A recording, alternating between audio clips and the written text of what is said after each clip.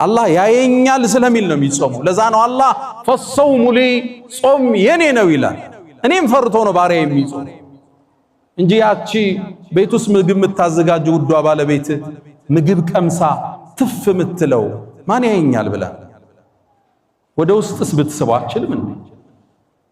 ጉሮሮን ስታልፍ ሚያያት ጌታ እንዳለ ታውቃለህ።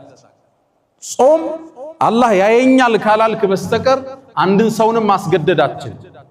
አንድን ሰው አስገድደ መሳሪያ ይዘህ ሶላት ልታሰግደው ትችላለህ፣ ሩኩዕ በል ስጁድ በል እያለ ሐጅ ልታስደርገው ትችላለህ አስገድደ፣ ዘካ ልታስወጣው ከኪሱ ትችላለህ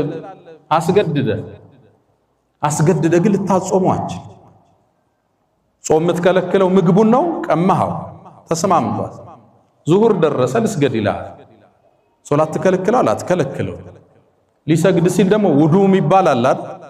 ውዱ ሲያረግ ደግሞ አፍ መጉመጥመጥ አለ አይደል? እየተጉመጠመጠ ወደ ውስጥ ቢልከው ማን ያየው? አላሁ ጀለ ፊሁ